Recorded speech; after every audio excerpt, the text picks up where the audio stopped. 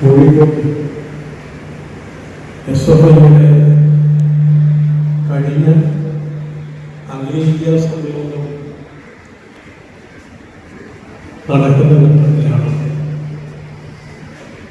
ഞാൻ SFIയുടെ രംഗത്ത് നിന്ന് വിടവാങ്ങുന്നു.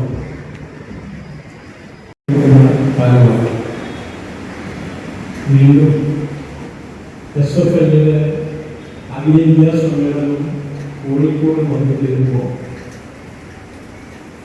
ഇത്തരമൊരു പരിപാടിയിൽ പങ്കെടുക്കാൻ വേണ്ടി പറ്റി എന്നുള്ളത് ഏറ്റവും അഭിമാനപൂർവ്വമാണ് ഞാൻ ഓർക്കുന്നത്.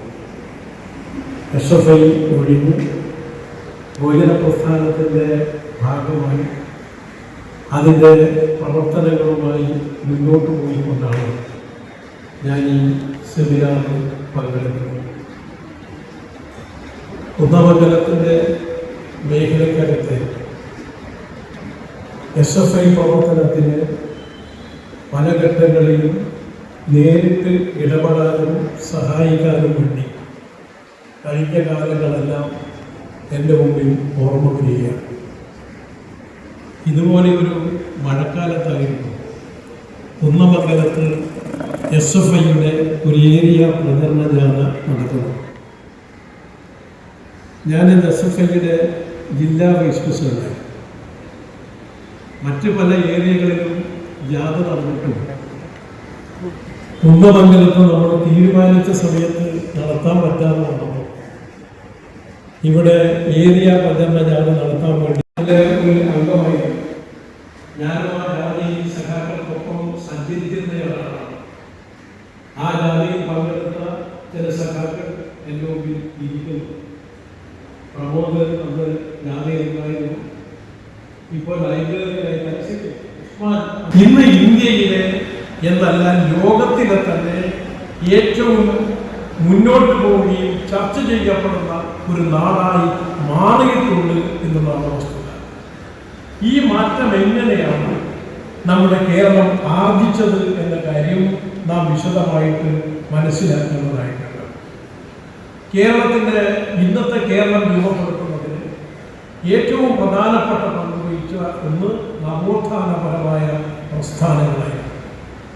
നവോത്ഥാന പ്രസ്ഥാനങ്ങൾ പ്രധാനമായും വഹിച്ച പങ്ക് ജാതീയമായും തുടരും തീണ്ടായ്മയും എല്ലാമായിട്ട് ജീവിച്ചിരുന്ന ഒരു ജനതയെ അതിൽ നിന്ന് മുന്നോട്ട് വന്നു നമ്മളെല്ലാം ഒരേ മനുഷ്യരാണ് എന്ന ബോധത്തിലേക്ക് ജനതയെ എത്തിക്കുകയും അത്തരത്തിൽ ജനതയെ രൂപപ്പെടുത്തിയെടുക്കുന്നതിനും സുപ്രധാനമായ പങ്ക് നവോത്ഥാന പ്രസ്ഥാനങ്ങൾ നിർവഹിച്ചു.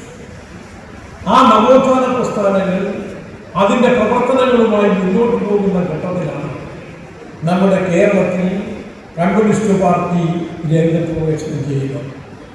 കോഴിക്കോട്ടായിരുന്നു ആദ്യത്തെ കമ്മ്യൂണിസ്റ്റ് പാർട്ടിയുടെ കേരളത്തിലെ ഗ്രൂപ്പ് ഉണ്ടാക്കിയത് എന്ന കാര്യം ഞാൻ പറയാതെ തന്നെ എല്ലാവർക്കും പറയാം. ഇങ്ങനെ നവോത്ഥാന പ്രസ്ഥാനങ്ങൾ ഏറ്റവും ശക്തമായി മുന്നോട്ട് വന്ന കാലത്താണ് കമ്മ്യൂണിസ്റ്റ് പാർട്ടി അതിൻ്റെ പ്രവർത്തനങ്ങൾ ആരംഭിക്കുന്നത്. അങ്ങനെ ആരംഭിക്കുമ്പോൾ കമ്മ്യൂണിസ്റ്റുകാർ ചെയ്തിരിക്കുന്ന പ്രധാനപ്പെട്ട പണി നവോത്ഥാന പ്രസ്ഥാനങ്ങളിൽ നിന്നും ഈ കേരളീയ സമൂഹത്തെ മുന്നോട്ട് കൊണ്ടുപോകാനുള്ള മുദ്രാവാക്യങ്ങളും ഇടപെടലും നടത്തി എന്നതാണ് ഏറ്റവും പ്രധാനം. എന്താണ് നവോത്ഥാന പ്രസ്ഥാനങ്ങളിൽ നിന്നും അതിൻ്റെ സാമൂഹ്യ മുന്നേറ്റങ്ങളിൽ നിന്നും കേരളത്തെ മുന്നോട്ട് കൊണ്ടുപോകാനുള്ള എന്ത് മുദ്രാവാക്യമാണ് കമ്മ്യൂണിസ്റ്റ് പാർട്ടി മുന്നോട്ട് വെച്ചത്? കമ്മ്യൂണിസ്റ്റ് പാർട്ടി മുന്നോട്ട് ചെയ്ത പ്രധാനപ്പെട്ട കാര്യം നവോത്ഥാന പ്രസ്ഥാനങ്ങൾ നടത്തിയിരിക്കുന്ന നവോത്ഥാനപരമായ എല്ലാ മുന്നേറ്റങ്ങളെയും കമ്മ്യൂണിസ്റ്റ് പാർട്ടി പിന്തുണച്ചു. ആ നവോത്ഥാന മുന്നേറ്റങ്ങളിലെല്ലാം സജീവമായി കമ്മ്യൂണിസ്റ്റുകാർ ഇടപെട്ട് മുന്നോട്ട് പോകുന്ന സാഹചര്യമുണ്ടായി.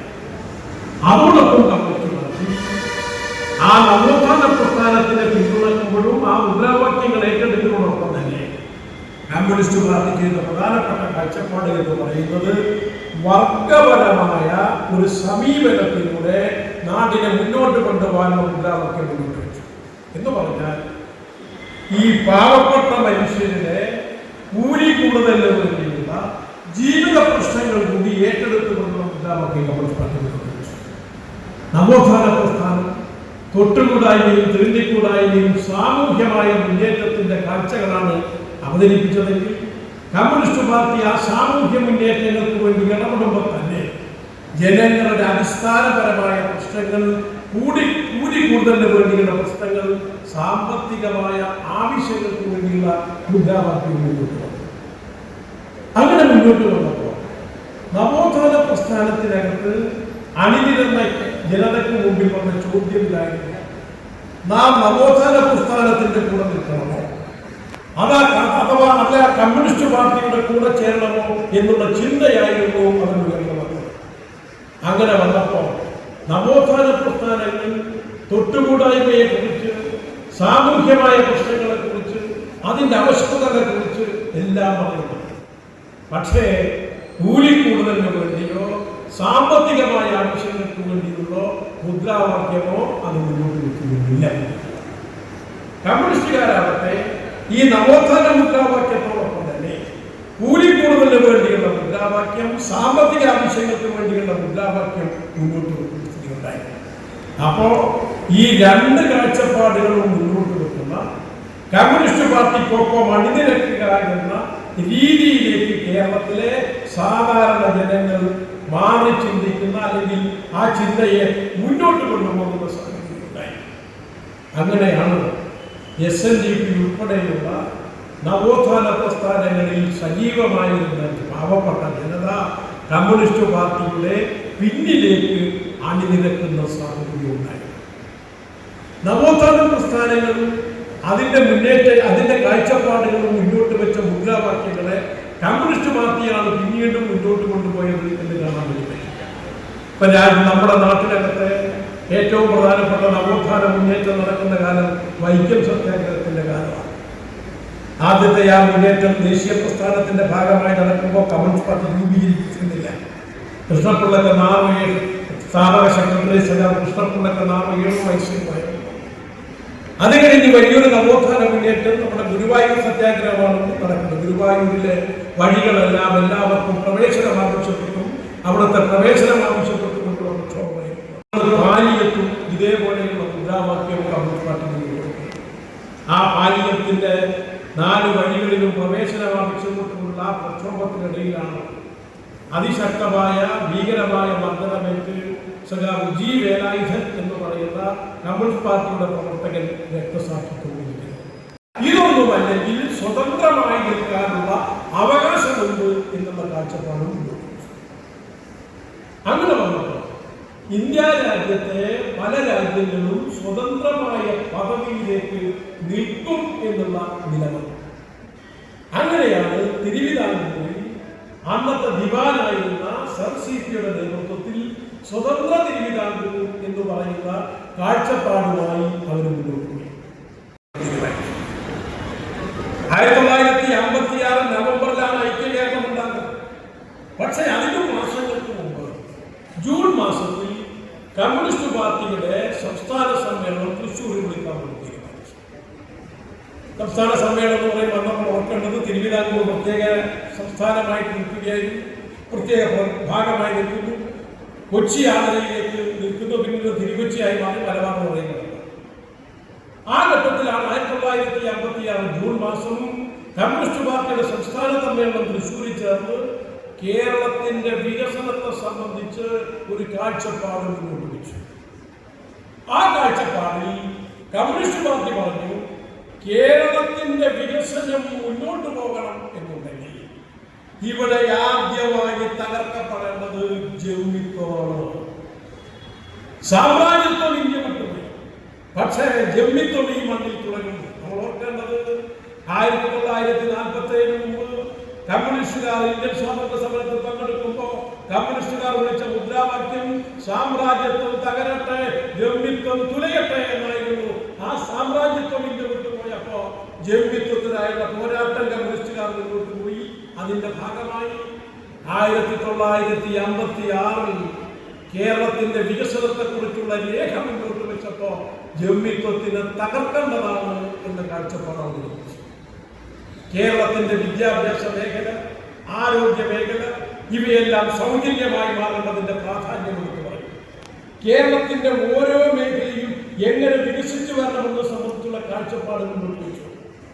അതായിരുന്നു 1956 ഒന്നാം കേരള കമ്മ്യൂണിസ്റ്റ് പാർട്ടിയുടെ കേരള സംസ്ഥാന സമ്മേളനം ഈ നാട്ടിലെ ജനതയോട് പറഞ്ഞു, നമുക്ക് കേരളത്തെ മുന്നോട്ട് കൊണ്ടുപോകണമെങ്കിൽ ഈ ഞങ്ങൾ മുന്നോട്ട് വെക്കുന്ന ഈ പരിപാടി ഇവിടെ അവതരിപ്പിക്കാൻ വേണ്ടി സാധിക്കണം. ആ പരിപാടിയുടെ അവസാനം കമ്മ്യൂണിസ്റ്റ് പാർട്ടി പറഞ്ഞു, നമുക്ക് രാഷ്ട്രീയമായി പലർക്കും പല അഭിപ്രായ വ്യത്യാസം ഉണ്ടാകാം, പക്ഷേ നാം ഈ നാടിന്റെ വികസനത്തിന് വേണ്ടി ഒന്നിച്ചു നിൽക്കേണ്ടതാണ് എന്ന് പറഞ്ഞുകൊണ്ട് ആ നയരേഖ മുന്നോട്ട് വെച്ചു. ആ നയരേഖയാണ് 1957 ഒന്നാമത്തെ തെരഞ്ഞെടുപ്പിൽ കമ്മ്യൂണിസ്റ്റ് പാർട്ടിയുടെ പ്രകടനത്തിന്റെ കുടിയൊഴിപ്പിക്കൽ അവസാനിപ്പിക്കുന്നു, വിദ്യാഭ്യാസം സൗജന്യമാക്കുന്നു, ആരോഗ്യ മേഖലയ്ക്ക് സൗജന്യമായിട്ടുള്ള സംവിധാനങ്ങൾ കൊണ്ടുവരും. അതുപോലെ അന്ന് മുസ്ലിം ജനവിഭാഗത്തിനെ സംബന്ധിച്ചിടത്തോളം അവർക്ക് പോലീസിന്റെ ചില മേഖലയിലേക്ക് കടക്കാൻ അവകാശമുണ്ടായിരുന്നില്ല. ആ അവകാശം പുനഃസ്ഥാപിച്ചുകൊണ്ട് അവരെയും മറ്റെല്ലാ പൗരന്മാരെ പോലെയും കണക്കാക്കിക്കൊണ്ടുള്ള നിലപാട് സ്വീകരിച്ചതും 57 ഗവൺമെന്റാണ്. ആ ഗവൺമെന്റാണ് കേരള സംസ്ഥാനത്തുടനീളം സംവരണം ഏർപ്പെടുത്തുക എന്ന നിലപാട് സ്വീകരിച്ചത് എന്നുള്ളതാണ്. ആ ഗവൺമെന്റാണ് നമ്മുടെ നാട്ടിലെ ഇന്ത്യ രാജ്യത്തിനകത്ത് 1947 മുമ്പ് ബ്രിട്ടീഷുകാരുടെ ഭരണ സംവിധാനമായിരുന്നു. അതുകൊണ്ട് നമ്മുടെ ഭരണ സംവിധാനങ്ങൾ, ഓഫീസുകൾ, അതുപോലുള്ള എല്ലാ സ്ഥാപനങ്ങളും അവരുടെ താല്പര്യങ്ങൾക്കനുസരിച്ചിട്ടാണ്.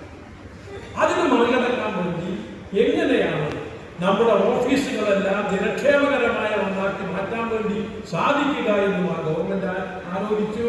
നിങ്ങൾ നോക്ക്, കേരളം എന്ന് പറയുന്ന സംസ്ഥാനത്തിലെ ജനതയുടെ ജീവിതം മെച്ചപ്പെടുത്താൻ കമ്മ്യൂണിസ്റ്റ് പാർട്ടി, കേരളം എന്ന് പറയുന്ന സംസ്ഥാനം രൂപീകരിക്കുന്നതിനും കമ്മ്യൂണിസ്റ്റ് പാർട്ടി, സംസ്ഥാനം രൂപീകരിച്ച ശേഷം ആ നാട്ടിലെ സാധാരണ മനുഷ്യരുടെ ജീവിതത്തെ മെച്ചപ്പെടുത്താൻ വേണ്ടിയുള്ള ഭരണപരിഷ്കാരം കൊണ്ടുവന്നത് അതും കമ്മ്യൂണിസ്റ്റ് പാർട്ടി. ആ 57 ഗവൺമെന്റിനെയാണ് 1959 വിമോചന സമരം നടത്തി ഈ നാട്ടിലെ ശക്തികളെല്ലാവരും കൂടി വലിയ പ്രക്ഷോഭം നടത്തി ആ നാട്ടിലാകമാനം കുഴപ്പമുണ്ടാക്കി. ഏത് ഗവൺമെന്റിനെതിരായി? 57 ഞാൻ ഈ പറഞ്ഞ പരിഷ്കാരങ്ങളെല്ലാം നടത്തിയ ഗവൺമെന്റിനെതിരായി. 1957 കേരളത്തിലെ കമ്മ്യൂണിസ്റ്റ് പാർട്ടിയുടെ ഗവൺമെന്റ് വന്നു എന്നുള്ളത് വലിയ ചരിത്ര സംഭവമായി. കാരണം എന്ന് പറഞ്ഞാൽ അതിന്റെ പ്രധാനപ്പെട്ട കാരണം, ലോകത്ത് അതുവരെ കമ്മ്യൂണിസ്റ്റ് പാർട്ടി എല്ലാം അധികാരത്തിൽ വന്നത് വിപ്ലവം നടത്തിയിട്ടാണ്, സായുധ സമരങ്ങൾ നടത്തിക്കൊണ്ടാണ് അധികാരം പിടിച്ചത്. എന്നാൽ കേരളത്തിൽ ബാലറ്റ് പെട്ടിയിലൂടെ അധികാരത്തിലേക്ക് വരിക എന്ന, തെരഞ്ഞെടുപ്പിലൂടെ അധികാരത്തിലേക്ക് വരിക എന്ന അപൂർവ സംഭവത്തിന് സാക്ഷ്യം വഹിച്ചു ഈ കേരളം. അതുപോലെ രണ്ടാമതായി കമ്മ്യൂണിസ്റ്റ് പാർട്ടിക്ക് ഉണ്ടായിരുന്നൊരു പ്രശ്നം എന്തായിരുന്നു എന്ന് പറഞ്ഞാൽ, ലോകത്ത് ഇതുവരെ രാജ്യങ്ങളിൽ കമ്മ്യൂണിസ്റ്റ് പാർട്ടി അധികാരത്തിൽ വന്നിട്ടുണ്ട്, പക്ഷേ ഈ അനുഭവത്തെ മറികടക്കാൻ എങ്ങനെയാണ് മറികടക്കുക എന്നത് കേരളത്തിലെ കമ്മ്യൂണിസ്റ്റ് പാർട്ടിയുടെ മുമ്പിലുള്ള ഏറ്റവും പ്രധാനപ്പെട്ട പ്രശ്നമാണ്. അതിനെയും മറികടക്കാൻ വേണ്ടി പറ്റി കമ്മ്യൂണിസ്റ്റ് പാർട്ടി എടുത്ത നിലപാട് എന്താണെന്ന് പറഞ്ഞാൽ, പാർട്ടി പറഞ്ഞു, നമ്മുടെ പാർട്ടി നിർദ്ദേശിക്കുന്ന എല്ലാ കാര്യങ്ങളും നടപ്പിലാക്കാൻ വേണ്ടി പറ്റില്ലെങ്കിലും ജനങ്ങൾക്ക് ഇത്തരത്തിൽ ആശ്വാസകരമായ നടപടികൾ സ്വീകരിക്കും എന്ന് പറഞ്ഞു. ആ ഗവൺമെന്റിന്റെ പ്രവർത്തനത്തെ സംബന്ധിച്ച് അന്ന് AICC ഒരു കമ്മീഷൻ നിയോഗിച്ചു. WB മാധവിയുടെ നേതൃത്വത്തിലുള്ള കമ്മീഷൻ. ആ കമ്മീഷൻ AICC നൽകിയ റിപ്പോർട്ടാണ് പറഞ്ഞത്, ഈ കേരളത്തിലെ കമ്മ്യൂണിസ്റ്റ് പാർട്ടി ഇങ്ങനെ തന്നെയാണ് മുന്നോട്ട് പോകുന്നതെങ്കിൽ, ഈ ഭരണം ഇങ്ങനെയാണ് മുന്നോട്ട് പോകുന്നത് എങ്കിൽ ഒരു സംശയവും വേണ്ട, കമ്മ്യൂണിസ്റ്റുകാർ തന്നെ ഈ കേരളത്തിൽ തുടർച്ചയായി അധികാരത്തിലെത്തുന്ന സാഹചര്യം ഉണ്ടാകും എന്ന് റിപ്പോർട്ട്. ആ റിപ്പോർട്ട് നടത്തിയതിന് ശേഷമാണ് വിമോചന സമരത്തിലേക്ക് കടക്കുന്നതും കമ്മ്യൂണിസ്റ്റ് പാർട്ടിയെ പിരിച്ചുവിടുന്നതും എന്നുള്ള യാഥാർത്ഥ്യം കൂടി നമ്മൾ മനസ്സിലാക്കുന്നത്. ആ വിമോചന സമരത്തിന്റെ ഭാഗമായി കമ്മ്യൂണിസ്റ്റ് പാർട്ടിയെ ഗവൺമെന്റിനെ പിരിച്ചുവിട്ടതാണ് ഇന്ന് കേരളത്തിൽ പട്ടികജാതി പട്ടികവർഗ വിഭാഗങ്ങൾ അനുഭവിക്കുന്ന ഭൂപ്രശ്നത്തിന്റെ അടിസ്ഥാന കാരണം എന്ന് കൂടി നാം മനസ്സിലാക്കുന്നുണ്ടായി. കാരണം 1957 ഗവൺമെന്റ് ഭൂപരിഷ്കരണ നിയമം കൊണ്ടുവന്നു. അവർ മുന്നോട്ട് വെച്ച പ്രധാനപ്പെട്ട കാഴ്ചപ്പാട്,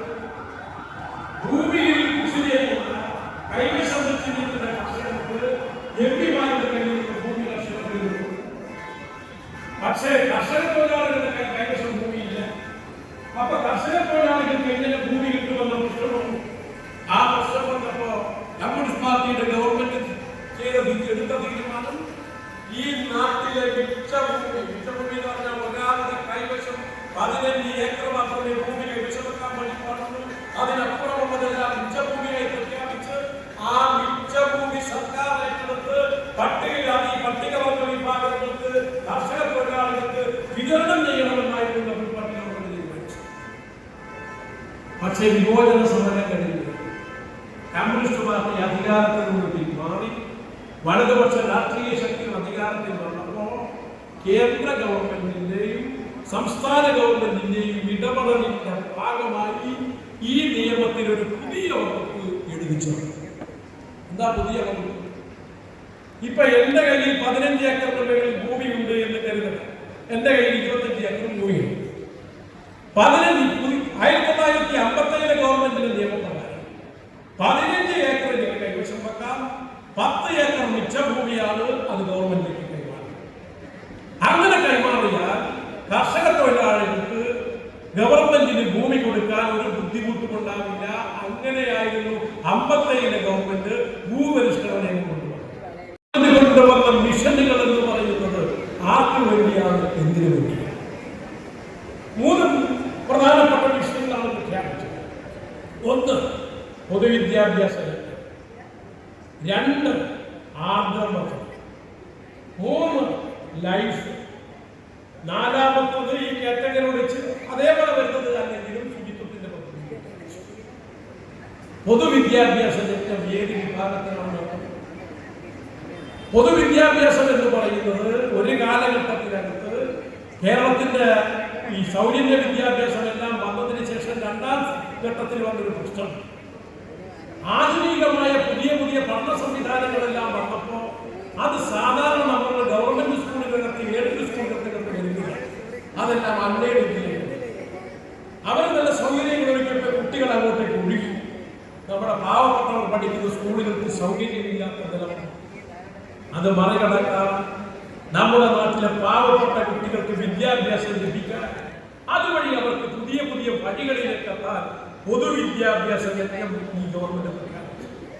നിങ്ങൾ നോക്ക്, കേരളത്തിലെ എല്ലാ സ്കൂളുകളും, നിങ്ങളും ഞാനും പഠിച്ച സ്കൂളുകൾ, ആ സ്കൂളുകളെല്ലാം ഇന്ന് കണ്ടാൽ മനസ്സിലാക്കാൻ പറ്റാത്ത രീതിയിലേക്ക് വികസിച്ചു വന്നതെങ്ങനെ? ഗവൺമെന്റിന്റെ ഈ നയത്തിന്റെ ഭാഗമായി പാവപ്പെട്ട വിദ്യാർത്ഥിയെ, പാവപ്പെട്ട ജനതക്ക് കൂടുതൽ സൗകര്യങ്ങൾ ഒരുക്കി പുതിയ തലമുറയെ മുന്നോട്ട് കൊണ്ടുപോകുക എന്ന കാഴ്ചപ്പാടിന്റെ ഭാഗമായിട്ടാണ് പൊതുവിദ്യാഭ്യാസ യജ്ഞം എന്ന കാര്യം നമ്മൾ കാണുന്നത്. 2ാമതായി ഗവൺമെന്റ് കൊണ്ടുവന്നത് ആർദ്രം പദ്ധതിയാണ്. ആർദ്രം പദ്ധതി എന്ന് പറഞ്ഞ ചികിത്സിച്ച ആളുകൾ കൂടിയാണ്. നിങ്ങൾ ശ്രദ്ധിച്ചാൽ അറിയാം, ഇപ്പോഴും ചികിത്സ സഹായ ഫണ്ടുകൾ നമ്മുടെ നാട്ടിലേക്ക് ഒരുപാട് നടക്കുന്നത്. മുഖ്യമന്ത്രിയുടെ ദുരിതാശ്വാസ നിധിയിൽ നിന്ന് ഏകദേശം 30% തുക ലഭിക്കുമെങ്കിലും അതുകൊണ്ടൊന്നും ഇതൊന്നും മതിയാവില്ല എന്നുള്ള പ്രശ്നങ്ങളാണ്. ഇത് പരിഹരിക്കുന്നതിന് വേണ്ടിയാണ് ഗവൺമെന്റ് ആർദ്രം പദ്ധതി. കേരളത്തിൽ നിങ്ങൾ അങ്ങും ഇങ്ങും തപ്പി നോക്കിയാൽ ഒരു ജന്മി എന്ന് പറയുന്ന വർഗം ഈ കേരളത്തിലില്ലാതായി. ജന്മിത്വത്തിന്റെ രീതികളിൽ സ്ത്രീ സമൂഹത്തിൽ അവസാനിപ്പിച്ചു. ജന്മിത്വം അവസാനിപ്പിച്ചപ്പോൾ അതിന്റെ ഭാഗമായി ഈ നാട്ടിലെ ജനതയ്ക്ക് വലിയ പുരോഗതി ഉണ്ടായി. കേരളത്തിലെ ജനത എന്ന് പറയുന്നത് ഇന്ന് അതിലിടത്തരം വിഭാഗങ്ങൾ അതിശക്തമായി വളർന്നു മുന്നോട്ട് വരികയാണ്. പഴയകാലത്തെ കർഷകത്തൊഴിലാളി കുടുംബങ്ങൾ നിങ്ങൾ പരിശോധിക്കും, അല്ലെങ്കിൽ പാവപ്പെട്ട മറ്റ് ജനവിഭാഗങ്ങളുടെ കുടുംബങ്ങൾ നിങ്ങൾ പരിശോധിക്കും.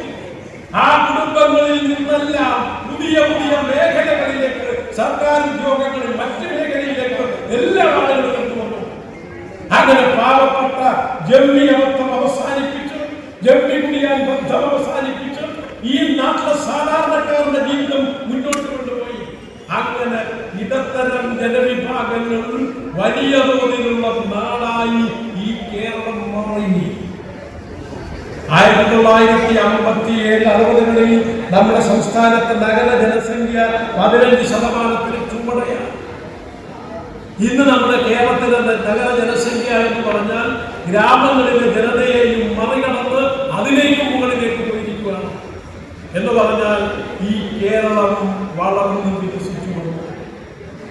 ഈ വളർന്ന് വികസിച്ചു വന്ന കേരളത്തെ എങ്ങനെയാണ് കൂടുതൽ മെച്ചപ്പെടുത്തി മുന്നോട്ട് കൊണ്ടുപോകുക?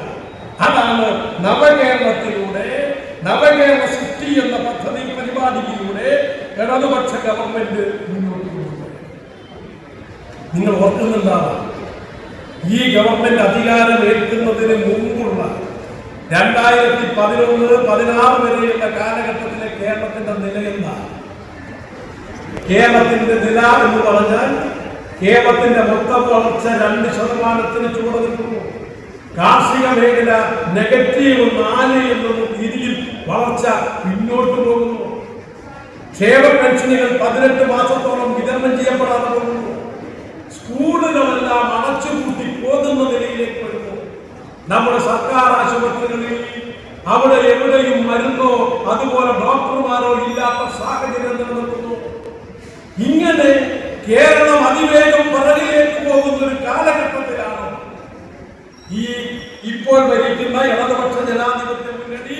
അതിനു മുമ്പ് 5 വർഷം കൂടി കണക്കിലെടുത്താൽ 9 വർഷം മുമ്പ് ഇടതുപക്ഷ ജനാധിപത്യ മുന്നണി അധികാരത്തിലേക്ക് വരുന്നു. ഈ തകർന്നു കിടക്കുന്ന കേരളത്തിന് മുമ്പിൽ ഇടതുപക്ഷം ഒരു പരിപാടി അവതരിപ്പിച്ചു. അതാണ് കഴിഞ്ഞതിന് മുമ്പിലത്തെ പ്രകടന പത്രികയിൽ നമ്മൾ പറഞ്ഞു, ഈ കേരളത്തിനെ മുന്നോട്ട് കൊണ്ടുപോകണം എന്ന് പറഞ്ഞു. ഇവിടുത്തെ കാർഷിക മേഖല ശക്തിപ്പെടണം, ഇവിടുത്തെ വ്യവസായ മേഖല ശക്തിപ്പെടണം, ഇവിടുത്തെ വിദ്യാഭ്യാസ മേഖല മെച്ചപ്പെടണം, ആരോഗ്യ മേഖല മെച്ചപ്പെടണം, ക്ഷേമ പെൻഷനുകൾ വർദ്ധിക്കണം, നമ്മുടെ റോഡുകൾ, തോടുകൾ, പാലങ്ങളെല്ലാം മെച്ചപ്പെട്ട് മുന്നോട്ട് പോകണം. ഇതെല്ലാം മുന്നോട്ട് പോകുമ്പോൾ തന്നെ ജനജീവിതം മുന്നോട്ട് പോകാൻ മതനിരപേക്ഷതയുടെ അടിത്തറ നമുക്ക് വളർത്തിയെടുക്കാൻ വേണ്ടി സാധിക്കും. അതിനിടയിൽ എന്ത് വന്നു? അതിനിടയിൽ പ്രളയം വന്നു, അതിനിടയിൽ പിന്നെ വന്നു, അതിനിടയിൽ നമ്മുടെ കോവിഡ് വന്നു. ഈ മാലികളെയെല്ലാം ഒരു ഭാഗത്ത് നേരിട്ട് കൊണ്ടാണ് ജനങ്ങൾക്ക് നൽകിയ വാഗ്ദാനങ്ങളെല്ലാം നടപ്പിലാക്കിയ ഗവൺമെന്റ് മുന്നോട്ട് പോയത്. അതിന്റെ അടിസ്ഥാനത്തിൽ ഇടതുപക്ഷം എന്ന് പറയുന്നത് അതുവരെ ഇടതുപക്ഷ ജനാധിപത്യ മുന്നണി ഗവൺമെന്റിനെതിരായിട്ട് എപ്പോഴും വരുന്ന വിമർശനമല്ല. ഇവര് ക്ഷേമ പെൻഷനിലാണ്, പക്ഷെ നാട്ടിൽ വികസനം. ഇന്ന് ആ ഒരു വിമർശനമേ ഇടതുപക്ഷത്തിനെതിരെ ഉയർത്താൻ പോലും പറ്റുന്നില്ല. ഇവരെന്താ ഇത് ചെയ്യുന്നത്? കൊണ്ടുവരുന്ന വികസന പദ്ധതികൾ തടയണം. അതിവേഗം ഈ നാട് സഞ്ചരിക്കാൻ കേരളയിൽ ആലോചിച്ചു. എയിംസും അതുപോലുള്ള പുതിയ സംവിധാനങ്ങളും അതിനെയും നടത്തുക. ഇങ്ങനെ കേരളത്തിന്റെ ആവശ്യങ്ങൾ മുഴുവൻ തടുത്തു നിർത്തി മുന്നോട്ട് പോകുന്ന സമീപനം സ്വീകരിക്കുമ്പോഴും അതിനെ മറികടന്നുകൊണ്ട് കേരളത്തിന്റെ സൃഷ്ടി എന്ന് പറയുന്നത് ഈ കേരളത്തിൽ നാം നടത്തിയ പ്രവർത്തനത്തിന്റെ ഭാഗമായി ജർമ്മികൾ ഈ നാട്ടിൽ ഇല്ലാതായിരിക്കുന്നു. സാധാരണക്കാരൻ, പാവപ്പെട്ട ജനവിഭാഗങ്ങളും ഇടത്തരം വിഭാഗങ്ങൾ എന്ന നിലയിലേക്ക് വികസിച്ചുകൊണ്ടിരിക്കുന്ന സാഹചര്യങ്ങളും പറയുന്നു. അതോടൊപ്പം തന്നെ ആഗോളവൽക്കരണ നയത്തിന്റെ ഭാഗമായി 10-30% ജനത താഴോട്ട് പോകുന്ന നിലയിലുണ്ടാകുന്നു. അതുകൊണ്ട് താഴോട്ട് പോകുന്ന ജനതയിലേക്ക് വിദ്യാഭ്യാസവും ആരോഗ്യവും ക്ഷേമവും ഉറപ്പുവരുത്തുന്ന പരിപാടികൾ ശക്തമായി നടപ്പിലാക്കുക. മറ്റു ജനവിഭാഗങ്ങളുടെ പ്രശ്നങ്ങൾ കൂടി ഏറ്റെടുത്തുകൊണ്ട് മുന്നോട്ട് പോവുകയും ചെയ്യുക എന്ന രാഷ്ട്രീയ കാഴ്ചപ്പാടാണ് നവകേരളം മുന്നോട്ട് പോകുന്നത്. ആ കാഴ്ചപ്പാട് മുന്നോട്ട് പോകുമ്പോൾ അതിനെ തടയുക എന്ന പ്രവർത്തനം കേന്ദ്ര ഗവൺമെന്റ് നടത്തുന്നു. ആ കേന്ദ്ര ഗവൺമെന്റ് നൈപഥ്യക്കായി നമുക്ക് ശക്തമായി പിന്തുണർന്നുണ്ട്. അതോടൊപ്പം നമ്മുടെ ആഭ്യന്തരമായ ശേഷി വികസിപ്പിക്കുക. അതിനെന്ത് വേണം? അത് വേണ്ടത് നമ്മുടെ സഹകരണ മേഖലയിൽ ഉപയോഗിക്കണം. 2.5 ലക്ഷം കോടി സഹകരണ മേഖലക്കാർക്ക് താഴെ വികസന പ്രവർത്തനം നടത്താൻ പറ്റുന്ന സംവിധാനം നമുക്കുണ്ട്. അതാണ് തദ്ദേശ സ്വയംഭരണ സ്ഥാപനം. സഹകരണ പ്രസ്ഥാനത്തെയും തദ്ദേശ സ്വയംഭരണ സ്ഥാപനങ്ങളെയും കൂട്ടിയോജിപ്പിച്ചുകൊണ്ട് വികസന പ്രവർത്തനം നടത്തണം. നമ്മുടെ മറ്റ് ചൈന ഉൾപ്പെടെയുള്ള രാജ്യങ്ങളുടെ മൂലധനം അവരുടെ പണം ഒതുക്കുന്നതിൽ ഒരു പ്രധാന പങ്ക് വഹിക്കുന്നത് അവരാണ് വിദേശത്തുള്ള ചൈനക്കാർ.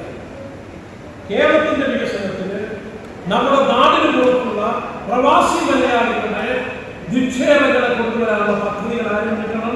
അതിന്റെ പദ്ധതികളായിട്ടുണ്ട്. ലോക കേരള സഭ അതിനു വേണ്ടിയിട്ടുള്ള പ്രവർത്തനങ്ങളുമായി മുന്നോട്ട്. ഈ നാടിനെ ഈ നിലയിലേക്ക് എത്തിച്ച ഇടതുപക്ഷം പുതിയ കേരള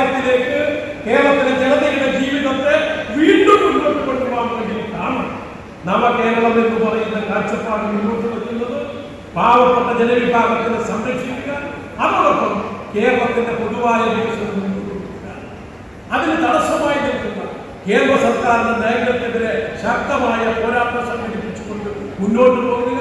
ഈ വഴികളിലൂടെ നമുക്ക് മുന്നോട്ട് പോകാനുള്ള ഇടപെടലാണ് ഈ കാലഘട്ടത്തിൽ നടന്നുകൊണ്ടിരിക്കുന്നത്. അത്തരമൊരു ഈ ഒരു രാഷ്ട്രീയ സാഹചര്യത്തെയും വികസന സാഹചര്യത്തെയും മനസ്സിലാക്കിക്കൊണ്ട് ഇടപെടാൻ വേണ്ടി നമുക്ക് കഴിയണം. ആ യാഥാർത്ഥ്യം മനസ്സിലാക്കിക്കൊണ്ട് മുന്നോട്ട് പോകാൻ വേണ്ടി കഴിയണമെന്ന് അത് മുന്നോട്ട് കൊണ്ടുപോകണം എന്നുണ്ടെങ്കിൽ ഇടതുപക്ഷ ജനാധിപത്യ മുന്നണിക്ക് വീണ്ടും ഒരു തുടർഭരണത്തിലേക്ക് ഈ നാടിനെ കൊണ്ടുപോകണം. നിങ്ങൾ നോക്ക്, 57 ഗവൺമെന്റ്, 67 ഗവൺമെന്റ്, 87 ഗവൺമെന്റ്, 96 ഗവൺമെന്റ്, അതിനുശേഷം അധികാരത്തിൽ വന്ന 3 ഇടതുപക്ഷ ഗവൺമെന്റുകൾ. ഈ ഗവൺമെന്റുകളല്ലാതെ കേരളത്തിലെ സാധാരണക്കാർ വേണ്ടി എന്ത് നേട്ടമാണ് മറ്റ് ഗവൺമെന്റുകൾ നൽകുന്നത്? ഈ കേരളത്തിന്റെ വികസനത്തിന് വേണ്ടി എന്ത് ഇടപെടാണ് നടത്തിയിട്ടുള്ളത്? അതുകൊണ്ട് കേരളത്തിന്റെ വികസനത്തെ ഇനിയും മുന്നോട്ട് കൊണ്ടുപോകുന്നതിന് ഈ പോരാട്ടത്തോടൊപ്പം തന്നെ മൂന്നാമതൊരു സർക്കാരിനെ അധികാരത്തിലേക്ക് എത്തിക്കുക എന്നുള്ള രാഷ്ട്രീയ ഉത്തരവാദിത്വം കൂടി നമുക്ക് നിർവഹിക്കേണ്ടതുണ്ട്. എങ്കിൽ മാത്രമേ കേരളം നേടിയ നേട്ടങ്ങളെ കൂടുതൽ മുന്നോട്ടേക്ക് കൊണ്ടുപോകാൻ വേണ്ടി പറ്റും. നമ്മുടെ പുതിയ തലമുറ SFI വിദ്യാർത്ഥികൾ ഈ നയങ്ങൾക്കെതിരായ വിദ്യാഭ്യാസ മേഖലയിൽ നിന്ന് പാവപ്പെട്ടവരെ ചവിട്ടിപ്പുറത്താക്കാനും അവിടെ വർഗീയമായ ധ്രുവീകരണം നടത്താനുമുള്ള ശ്രമങ്ങൾക്കെതിരെ അതിശക്തമായ പോരാട്ടമാണ് വിദ്യാർത്ഥികൾ സംഘടിപ്പിച്ചുകൊണ്ടിരിക്കുന്നത്. ഭാവി തലമുറയെ വർഗീയവൽക്കരിക്കും, ഭാവി കാലഘട്ടത്തിൽ നിന്ന് പാവപ്പെട്ടവരെ ചവിട്ടിപ്പുറത്താക്കി ഒരു മതരാഷ്ട്രം ഉണ്ടാക്കിയെടുക്കാനുള്ള സംഘപരിവാറിന്റെ പരിശ്രമങ്ങളെ പ്രതിരോധിക്കാൻ വേണ്ടി വിദ്യാർത്ഥികൾ നടത്തുന്ന പോരാട്ടത്തോട് ഒപ്പം നിൽക്കേണ്ടതുണ്ട് എന്നുകൂടി ഓർമ്മപ്പെടുത്തിക്കൊണ്ട് ഇത്തരം ഒരു പരിപാടിയിൽ ക്ഷണിച്ച എല്ലാവർക്കും നന്ദി രേഖപ്പെടുത്തിക്കൊണ്ട് ഈ പരിപാടി ഉദ്ഘാടനം ചെയ്തുകൊണ്ട് ഞാൻ അവസാനിപ്പിക്കുന്നു.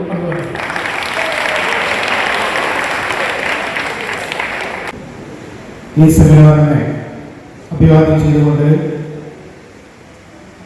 SFIയുടെ അഖിലേന്ത്യാ സമ്മേളനത്തിന്റെ സംഘാടക സമിതിയുടെ കുന്നമംഗലം ഏരിയയുടെ രക്ഷാധികാരിയും പാർട്ടി ഏരിയ സെക്രട്ടറി ജില്ലാ കമ്മിറ്റി അംഗവുമായിട്ടുള്ള സഖാവ് പി ഷൈപ്പുറിനെ ആദരപൂർവ്വം ക്ഷണിക്കുന്നു.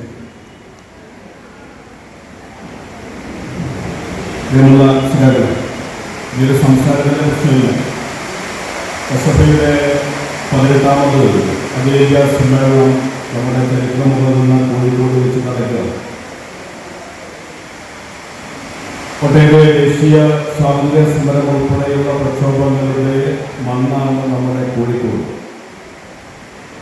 ആ ചരിത്രത്തെ ഓർമ്മിപ്പിച്ചുകൊണ്ടാണ് SFIയുടെ അഖിലേന്ത്യാ സമ്മേളനം കോഴിക്കോട് വെച്ച് നടക്കുന്നത്. ഏരിയ തലത്തിൽ അതിൻ്റെ ഒരു ഉജ്ജ്വലമായ സംഘാടക സമിതി പ്രവർത്തിച്ചു വരുന്നുണ്ട്. 2 പ്രധാനപ്പെട്ട ഉത്തരവാദിത്തങ്ങൾ ആ സംഘാടക സമിതി നിർവഹിച്ചു വരികയാണ്. അതിൽ SFI സഖാക്കളുടെ വിദ്യാർത്ഥികളുടെ നാടിൻ്റെ പങ്ക് ഉറപ്പാക്കുക എന്നുള്ള ഉത്തരവാദിത്വം നമ്മളെല്ലാവരും ഏറ്റെടുക്കണമെന്ന് അഭ്യർത്ഥിക്കുന്നു. ഏറ്റവും പ്രധാനമായി മറഞ്ഞു പോകാത്ത, മാഞ്ഞു പോകാത്ത ചുമരെഴുത്തുകൾ, പ്രചരണങ്ങൾ SFIയുടെ സമ്മേളനത്തിൻ്റെ പ്രചരണം വിളംബരം ചെയ്യുന്ന ചുമരുകളായി, എഴുത്തുകളായി നമ്മുടെ നാട് മാറേണ്ടതുണ്ട്. അതിന് എല്ലാ സഖാക്കളുടെയും, പ്രത്യേകിച്ച് വിദ്യാർത്ഥി സഖാക്കളുടെ നിരന്തരമായിട്ടുള്ള ഇടപെടലും പങ്കും ഉണ്ടാകണം എന്ന് ഇതിൻ്റെ ഏരിയ സംഘാടക സമിതിക്ക് വേണ്ടി അഭ്യർത്ഥിക്കുകയാണ്. മറ്റൊരു കാര്യം, ഈ സമ്മേളനത്തിന് വേണ്ട ഫണ്ടുകൾ വളരെ ജനപങ്കാളിത്തത്തോടുകൂടി ശേഖരിക്കണം എന്നാണ് സംഘാടക സമിതി തീരുമാനിച്ചിട്ടുള്ളത്. നാടിന്റെ വിവിധങ്ങളായിട്ടുള്ള മേഖലകളിൽ എല്ലാ വീടുകളിലും നമ്മുടെ സംഭാവനയ്ക്കായി സംഘാടക സമിതി തയ്യാറാക്കിയിട്ടുള്ള പെട്ടികൾ നമ്മൾ വെച്ചിട്ടുണ്ട്.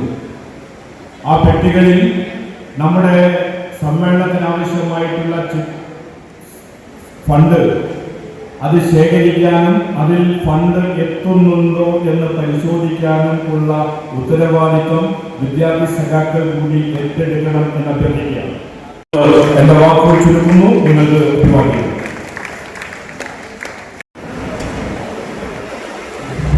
പ്രിയപ്പെട്ട അധ്യക്ഷൻ, പ്രിയമുള്ള വിദ്യാർത്ഥി സഭകളെ, സഹോദരന്മാർ, ഇനിയൊരു പ്രശ്നമല്ല, ഒരു വലിയ നവകേരളത്തെ സംബന്ധിച്ചുള്ള വലിയൊരു കാഴ്ചപ്പാടാണ് SFIയുടെ മുൻ സംസ്ഥാന ഭാരവാഹി കൂടിയായിട്ടുള്ള സഖാവ് പുത്തലത്ത് ദിനേശൻ ഇവിടെ അവതരിപ്പിച്ചത്. നമ്മുടെ നാടിന് മുന്നോട്ടുള്ള പോക്കൽ പഴയ കാലത്തിൻ്റെ ചരിത്രം സംശീകരിച്ച് പുതിയ ചരിത്രം അടയാളപ്പെടുത്താൻ നമ്മൾ ഓരോരുത്തരുടെയും പങ്ക് നിർവഹിക്കണം എന്ന് മാത്രം അഭ്യർത്ഥിച്ചുകൊണ്ട് ഇവിടെ പങ്കെടുത്ത മുഴുവൻ സഖാക്കളെയും ഊഷ്മളമായി അഭിവാദ്യം ചെയ്തുകൊണ്ട് ആശംസ അർപ്പിച്ചുകൊണ്ട് ഞാൻ അവസാനിപ്പിക്കുന്നു. അഭിവാദ്യം. നന്ദി രേഖപ്പെടുത്തിക്കൊണ്ട് SFIയുടെ ജില്ലാ കമ്മിറ്റി അംഗം സഖാവ് അതിനോട് അഭ്യർത്ഥിക്കുന്നു.